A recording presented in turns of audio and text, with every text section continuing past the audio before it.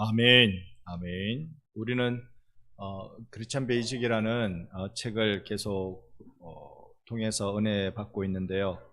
어쨌든 시작한 지가 1년 되는 달입니다. 네. 앞으로 언제 마칠지가 한 3, 4개월은 더 가야 다 마치지 않겠나 싶은 생각이 듭니다만은 우리가 지금 어디 하고 있느냐면요. 구원의 핵심 중에서 우리 구원에 관한 믿음의 핵심, 그러니까 구원에 관한 교리를 하다가 우리가 A 파트라고 되어 있는 파트 A라고 되어 있는 부분은 주로 설명 많이 해야 되는 교리적 부분이라면 파트 B는 좀 적용적인 부분입니다. 파트 B에 와 있으면서요. 구원의 특징 이야기를 계속 하고 있습니다. 그 중에 C, 구원의 본질 이야기 오늘 할 차례입니다. 몇 쪽입니까? 140쪽. 네, 140쪽 되겠습니다. 구원의 본질 이야기, 오늘 이 본질 부분만 좀 이야기하도록 같이 나누도록 그렇게 하겠습니다. 그러니까 이런 거죠. 구원은 인간의 공로가 아닙니다. 그래서 자랑할 수가 없습니다. 그런즉 자랑할 데가 어디 있느냐? 있을 수 없느니라. 무슨 법으로나 행위로나 아니라 오직 믿음의 법으로니라. 우리가 구원받은 건 무슨 법을 잘 지킨 것도 무슨 행위를 해서도 아니었다는 것. 자, 여기 여러분 줄 거 두실 수 있으면요. 무슨 법을 지켰다고 되는 것도 아니라는 거예요. 구원을 받는데 법을 지켜서 되는 것도 아니다라는 겁니다. 오직 법이 있다면 믿음의 법, 이것으로 우리가 구원을 얻는다라는 겁니다. 자, 에베소서 2장 8절 9절 한번 나누어 읽을까요? 제가 8절, 여러분 9절. 너희는 그 은혜에 의하여 믿음으로 말미암아 구원을 받았으니 이것은 너희에게 난 것이 아니요 하나님의 선물이라.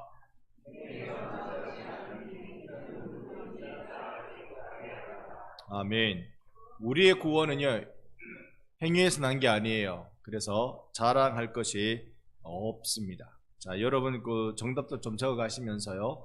또 중요하다고 싶은 성경 구절을 밑에다 좀 줄을 그어 두시면서 그렇게 따라오시면 좋겠습니다. 첫 번째, 구원은 우리의 공로가 아니기 때문에 자랑할 수 없습니다.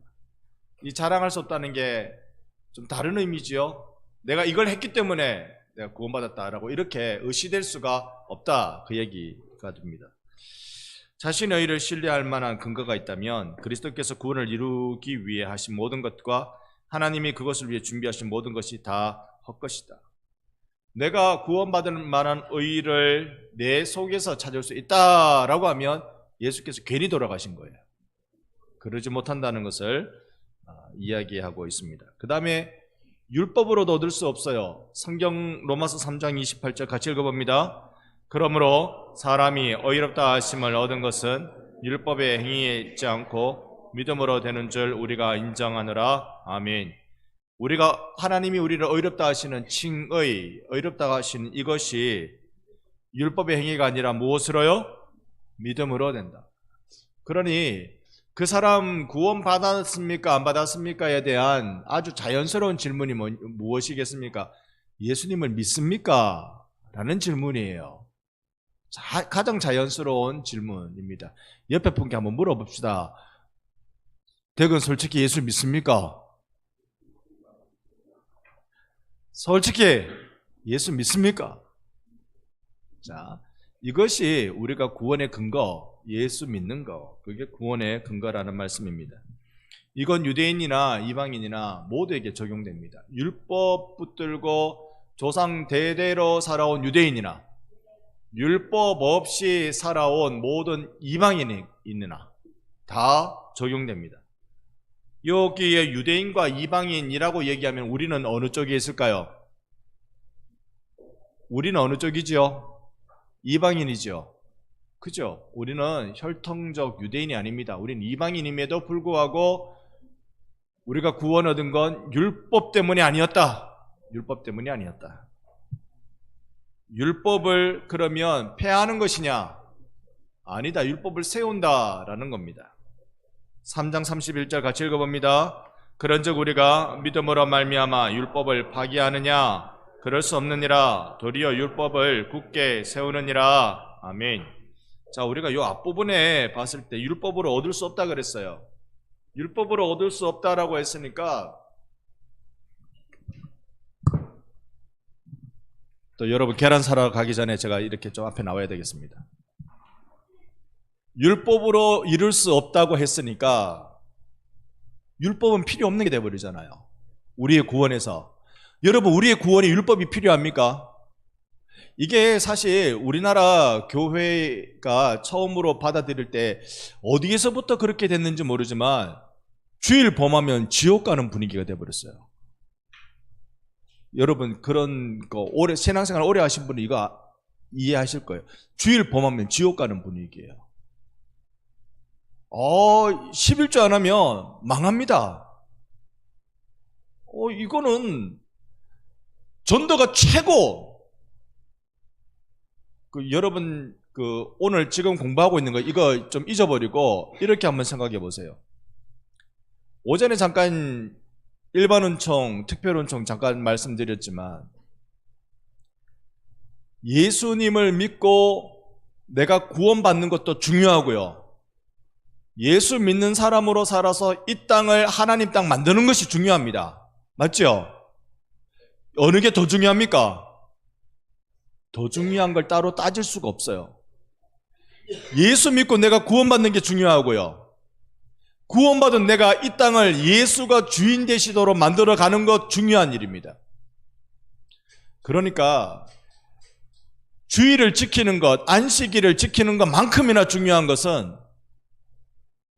바른 경제, 바른 정치, 바른 윤리를 통해서 이 땅 사람 살만한 예수가 주인이 되는 땅으로 만드는 게 중요하다는 얘기입니다. 안식일을 왜 지키라고 하셨을까요? 자, 제가 드리는 대답에 틀린 대답이라도 대답하셔야 계란 사러 안 가는 거예요. 안식일을 왜 지키라고 하셨을까요? 성경이 지키라고 했으니까. 근데 왜 지키라고 했었을까요? 몇 가지 좀 대답이 나오실 법한데 꼭 정답은 따로 있다고 보지 마시고 안식일을 왜 지키라고 하셨을까요? 그냥 지키라고 했으니까 지키고 계시는군요. 자, 안식일을 지켜야 하나님께 제사를 드리지. 예배 목적일 수 있겠어요. 그럼 나만 안식일을 지키면 되지. 이걸 왜 온 동네가 다 안식일을 지키고 출애굽기의 명령을 보면 안식일을 안 지키는 종자가 발견되면 돌로 쳐 죽여라 돼 있어요. 왜 그렇게 했을까요? 자, 월, 화, 수, 목, 금, 토, 일. 우리가 요일을 헤아리는 방법은 이렇게인데 이미 달력상에도 요일을 헤아리는 방법은 어떻게 해요? 일, 월, 화, 수, 목, 금, 토요일 쉰다. 안식은 쉰다라는 개념이잖아요. 그러니까 내가 안식일을 거룩하게 지키지 않고 돈을 주고 남의 물건을 사기 시작하면 내게 물건을 팔려는 사람은 그 사람은 그날 쉴 수 있어요, 없어요? 못 쉬죠? 상배는 나중에 장사하면 무슨 장사를 하고 싶노? 그 장사를 해야 된다는 건 아닌데 그냥 희망사항만 얘기하면 과일 장사. 과일 중에 내가 정말 좋아하는 과일이 있는데 어떤 과일 장사를 한번 하고 싶은데 우와, 넌 내 아들 하자.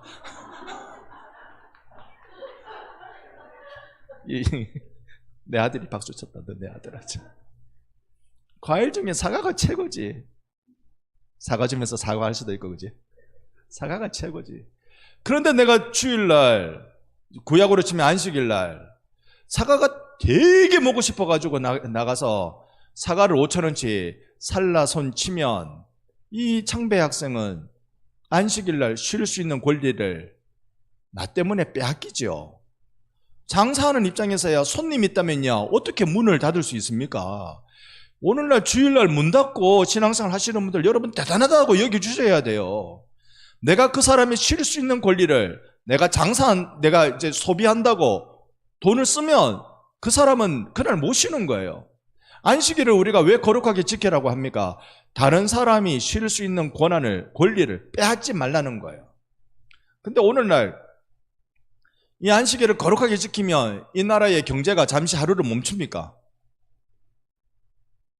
반성에 우리가 열심히 안식일을 잘 지키면 반성의 경제가 하루 멈춥니까? 이미 정치와 종교, 종교와 경제, 종교와 사회 이건 대부분 분리되어 있습니다. 자, 오늘날 안식일을 거룩하게 지키라라는 이 개념을 마치 구원과 연결되어 있는 양 이야기하는 건 잘못됐다는 거예요. 여러분, 그렇다고 안식일을 아니요, 지켜야 돼요. 성도는 안식일을 지켜야 돼요. 예배하는 날로 지켜야 돼요. 그래서 오후 예배까지 나오신 여러분은 하나님의 기쁨, 하나님 여러분 때문에 행복하시는 거예요. 지켜야 돼요. 지켜야 되는데 이걸 부디 구원하고 연결시키지 말자고요. 구원의 원인으로. 여러분, 착한 일 해야 구원받습니까? 그건 성당, 로마 가톨릭 교회, 천주교가 얘기하는 겁니다. 착한 일 해야 구원받는다. 그러면 우리가 안식일을 지키는 것, 착한 일 하는 것, 이건 어떻게 봐야 되느냐? 구원받은 백성이 당연히 하는 거예요. 자, 앞뒤를 잘 생각해야 됩니다. 앞뒤를 내가 착한 일 해야 구원받는 거 하고 구원받은 백성은 착한 일 하는 거하고 다르죠? 앞뒤를 잘 생각하셔야 돼요. 구원은 우리 삶의 모든 삶의 원인입니다. 원인. 그리고 그 결과가 선행이라는 거예요. 오늘 저는 율법이라는 개념을 가지고 여러분과 이것을 조금 나눌 텐데 요거 잠깐 더 보고 그 부분 좀 나누도록 그렇게 하겠습니다. 그래서 율법을 세운다라고 말해요. 왜 세웁니까? 그런즉 우리가 믿음으로 말미암아 율법을 파기하느냐? 자, 그렇죠? 우리가 믿는다고 율법이 더 이상 필요 없다고 이야기하느냐? 파기하느냐? 그럴 수 없느니라. 도리어 율법을 어떻게? 굳게 세우느니라 라고 말씀합니다. 왜 율법을 우리가 굳게 세우는 일이 될까? 조금 이따 말씀드린다니까요. 알고 계십니까? 율법은 그리스도가 올 때까지 하나님의 의의 기준을 드러내고 인간의 죄와 공의의 정죄를 드러낸다. 자, 첫째 줄 율법 줄 딱 끄고 두 번째 줄 정죄를 드러낸다. 딱 줄 꺼 넣으십시오. 율법의 기능 중에 정죄하는 기능이 있구나. 또한 율법은 사람들이 믿음으로 의롭다함을 받기 위하여 그들을 그리스도께로 그리스도께 인도로 줄을 딱 긋고 내재하신 성령의 능력에 의하여 율법의 의로운 요구를 완성시킬 목적으로 주어집니다. 그러므로 하나님의 의의 기준은 완전하게 남아있고 믿음에 의하여 하나님과 바른 관계를 맺은 사람은 성령께서 공급하시는 능력 안에서 하나님과 이웃을 사랑함과 율법을 순종하고 하나님의 도덕적 율법을 오히려 세운다. 그러나 글을 이렇게 쓰면 요거도 먹는다. 읽어도 무슨 말인지 모르게 글을 써놨잖아요. 쉽게 좀 풀어야 돼요. 이렇게 써놓으면 글 쓴 사람은 다 이해하고 쓴 사람은 혼자 은혜 받고 쓴 사람은 되게 잘 썼다라고 탐복할지 모르지만 우리는 글을 보는 순간 탄식하게 되는 겁니다. 칭의의 요약을 한번 해볼게요. 나쁜 소식. 칭의는 나쁜 소식입니다. 왜냐? 하나님의 판결이기 때문에. 우리는 죄인이다. 아담의 죄가 우리에게 전가되었다. 우리는 유죄다가 칭의의 판단입니다. 근데 칭의는 하나님의 의, 죄가 없으신 의로운 분이신 예수님이 우리 대신 형벌을 받으셨다. 그분의 의가 우리에게 전가되는 거다. 칭의는 의롭다고 하면서 그 의를 우리에게 전가시켜주는 거다. 칭의는 좋은 소식입니다. 왜? 하나님의 판결, 우리는 의인이다라고 판결하기 때문입니다. 우리는 무죄다. 이것이 복음, 좋은 소식입니다. 이 말 어렵죠? 이 말 어렵습니다. 여러분, 죄를 지으면 판사가 당신 죄 인정됩니다. 이게 유죄죠. 인정됩니다. 그러면 벌을 내립니다. 요즘 우리나라 법원은 많이 좀 후하다. 그런 이야기들을 많이 합니다.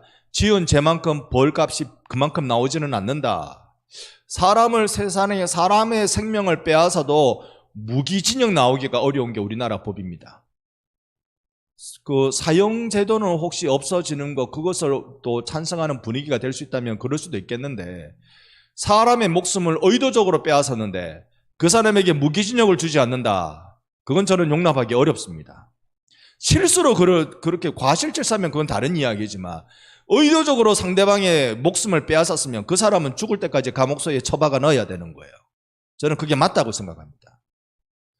우리나라 법은 굉장히 후합니다. 그런데 하나님의 법은 엄격합니다. 죄의 삭은 사망이에요. 그러니까 죄를 지으면 누구나 다 죽어야 돼요. 하나님이 내세우신 율법의 기준은 죄를 지으면 사람의 목숨을 빼앗는 게 아니고 그거 아니더라도 죄를 지으면 다 죽어야 돼가 하나님의 율법입니다. 그런데 이 하나님의 율법에 율법이 우리를 고소하는 거예요. 저봐 여기 있는 반성교회 성도들 다 봐. 다 보면은 죽어 마땅해. 맞습니까? 옆에 분께 인사합시다. 당신은 죽을 죄를 지었습니까? 졌대요, 안 졌대요? 죄는 져도 죽을 죄는 안 졌다 그러죠? 하나님의 기준에는 다 죽을 죄예요. 다 죽을 죄예요. 그런데 예수님이 짠 나타나셔서 판사 되신 내 아버지 하나님, 여기 이 사람이 죽을 죄를 지은 건 맞습니다. 그런데 그 죽어야 되는 일을 내가 하고 왔잖아요. 이 사람이 죄의 대가를 지불해야 되는, 죽음으로 지불해야 되는 그 죄의 대가를 내가 십자가에서 다 대가 지불하고 왔잖아요. 그러니 이 사람 어떻게 판결해야 되겠습니까? 그러니 하나님이 보시면서 너가 죄가 있음에도, 죽을 죄를 지었음에도 불구하고 너는 죄가 없다라고 판결하는 것이 좋은 소식이라고요. 그게 죄 없다 칭의의 법률적 해석하는 방법입니다. 계란 사러 가신 분들은 이게 무슨 얘기인지 모르십니다. 네.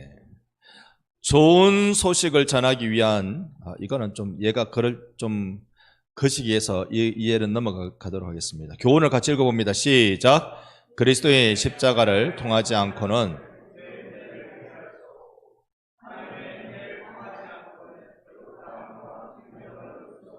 아멘. 십자가를 통과해서 우리의 죄의 문제 해결하고 하나님의 은혜의 강수에 깊이 잠겨서 의롭다함, 생명을 우리는 얻게 되는 겁니다. 주일 오전 예배마다 우리가 보혈을 지나 하나님께로, 아버지께로, 하나님께로 나간다는 그 가사를 늘 묵상하는 우리들인데 이 말의 뜻을 잘 헤아릴 수 있으리라 생각합니다. 요약은 여러분 책을 보시고 이제 제가 여러분하고 나누고 싶은 내용이 있습니다. 자, 무슨 얘기를 나눌 거냐면요.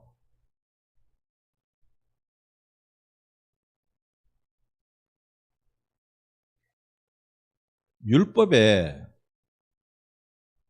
세 가지 기능이 있습니다. 이게 삼용법이라 부르기도 하고 세 가지 기능이라고 합니다. 이걸 여러분 들어놓으면 율법과의 바른 관계를 이해할 수 있기 때문에 저는 여러분을 계란에서 해방시켜 드리고 시작하겠습니다. 깍지 끼시고 깍지 안 끼시고 눈 감으시면 이제 안 됩니다. 깍지 끼시고 위로 한번 올리시고 제가 눈 감았으니까 하품도 되고 괜찮습니다. 그리고 오른쪽으로 한번 넘어가고 오른쪽 어디죠? 모르면 옆에 한번 보십니다. 바로 펴고 왼쪽으로 한번 넘어가고 자 뒤로 더 살짝 감싸고 몇 분 나올라 바로 딱 이제 손을 어깨 위에 앞으로 5번 시작 하나 둘셋넷 뒤로 5 시작 하나 둘셋넷 5 옆에 분께 인사합니다. 자신 있습니까? 자신 있습니까? 마지막으로 한 번 더 물읍니다. 안졸 자신 있습니까? 율법에 세 가지 기능이 있습니다. 첫 번째 기능이 뭐냐면 의식법적 기능이 있습니다. 의식법적 기능이라는 뭐냐면 의식법, 리추럴, 의식법적 기능이 있습니다. 이 기능이 뭐냐면요. 하나님의 법의 기준은 이거야. 제사를 이렇게 드려야 되고 이렇게 살아야 되고 이렇게 해야 돼 라고 딱 기준을 정해놓은 겁니다. 이 기준을 통해서 우리가 발견할 수 있는 게 뭐냐면 인류는 모두 의인이다, 죄인이다? 죄인이다는 걸 발견하는 거예요. 그러니 이전 성경에는 몽학성생이라는 말이 나옵니다. 지금은 초등교사라고 되어 있습니다만 몽학성생이라는 말이 나옵니다. 그러니까 이건 이런 거죠. 성경이 우리로 하여금 죄인인 걸 자꾸 보여주니 우리는 누가 필요해요? 성경이 자꾸, 율법이 자꾸 우리더러 죄인이라고 얘기하니 우리는 누가 필요해요? 예수님 필요하잖아요. 좀 전에 우리 그거 얘기했잖아요. 예수님이 필요해요. 그래서 의식법이라고 말하는 건 이 율법의 기능이 우리를 예수께로 가게 만드는 거예요. 죄인이라는 걸 알려주면서 너 예수 아니면 안 되겠구나. 너 예수께로 가라. 예수께로 가도록 밀어주는 역할을 해주는 거죠. 두 번째 이 기능이 뭐냐면 사회적 기능입니다. 사회법입니다. 사회법이란 말은, 자, 여러분 한번 받아주세요. 내 부모를, 아니, 답을 받아달라고. 내 부모를, 내 이웃을 다 잘 아시잖아요. 그죠? 자, 이런 기능들이 지금은 정치와 종교가 분리 사회입니다만, 이 율법이 만들어질 당시에는 정치와 종교가 합쳐진 상태잖아요. 이걸 정교일치라고 불러요. 정교일치 사회에서 성경 말씀에 이웃을 사랑하라 라고 얘기했으니 그 사랑하는 법 조항들이 나오겠죠. 사랑 안 하면 혼내겠죠. 그러니 율법을 잘 지키면 그 사회가 안전해지는 겁니다. 이게 사회적 기능이에요.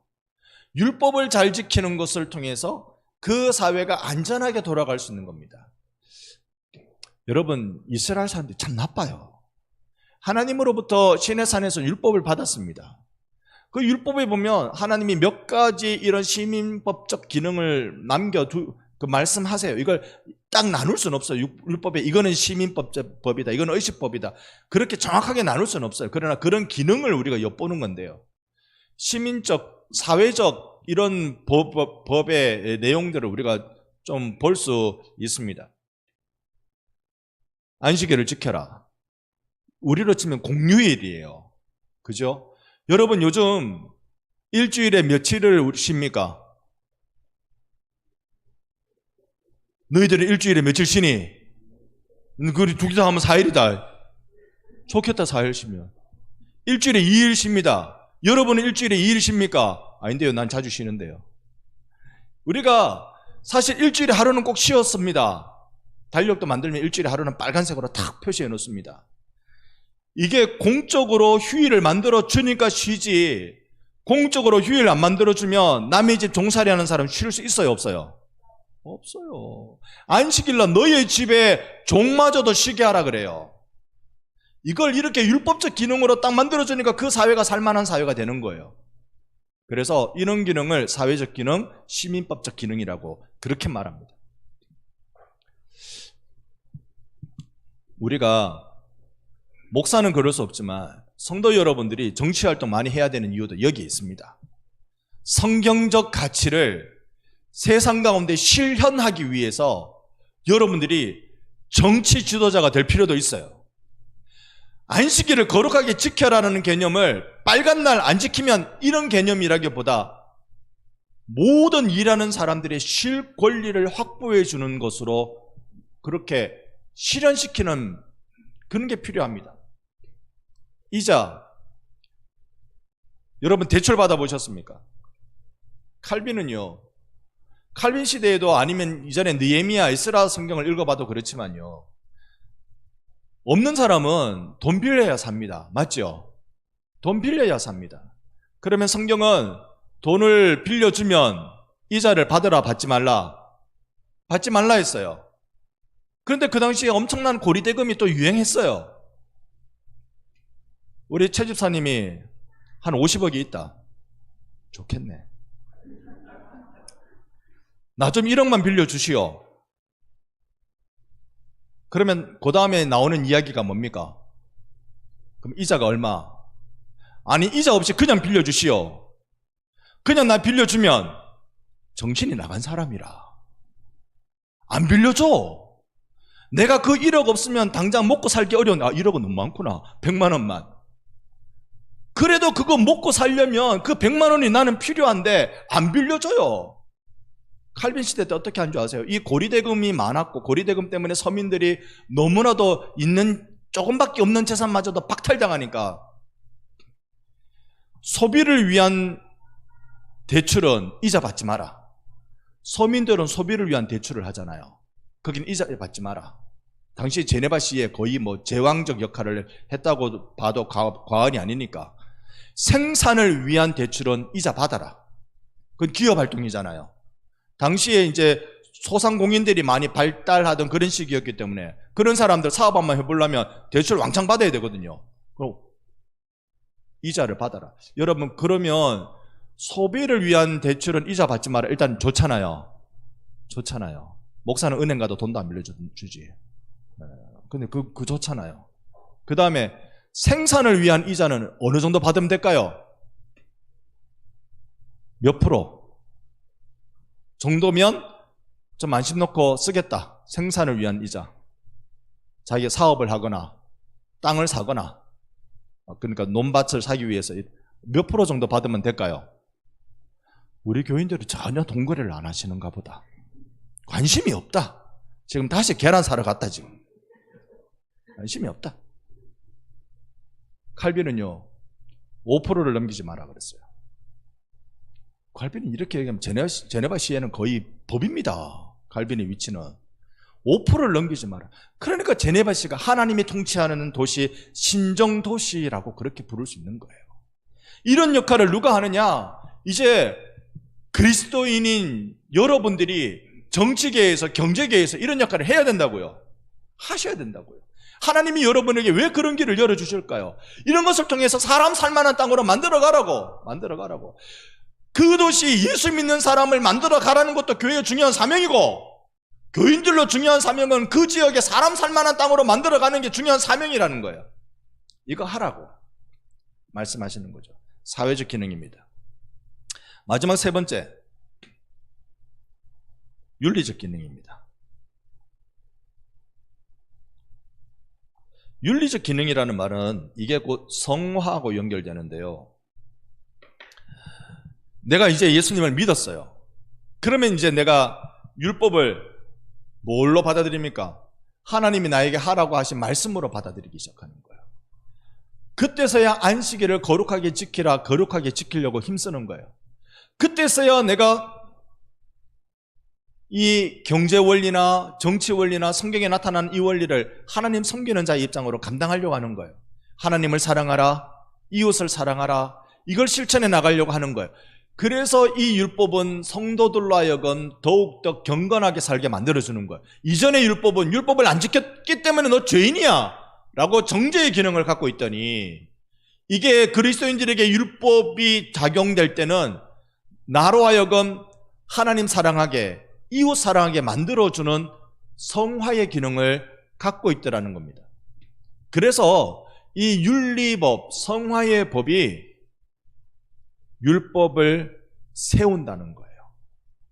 제가 오늘 좀 길게 말씀드렸습니다. 그러나 여러분 이해가 되시죠? 계란 사셨죠? 여러분, 우리가 율법에 관해서 바른 이해를 갖지 않으면 또다시 율법이 내 구원의 조건으로 우리가 거기에 매달리기 시작한다는 거예요. 율법은 절대 구원의 조건이 아닙니다. 내 주 예수 믿는 게 그게 구원의 조건이지.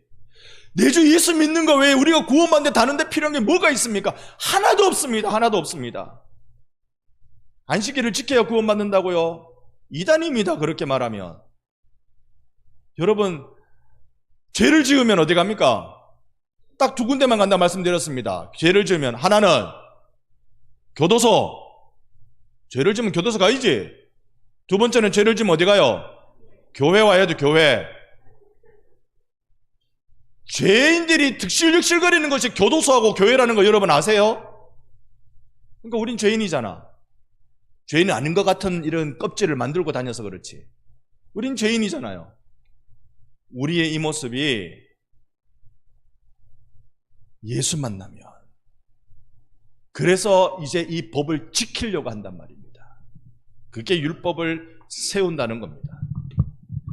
여러분과 제가 예수 피 아니면 구원에 아무런 여망이 없습니다. 예수 피면 여러분 온전한 구원을 이룹니다.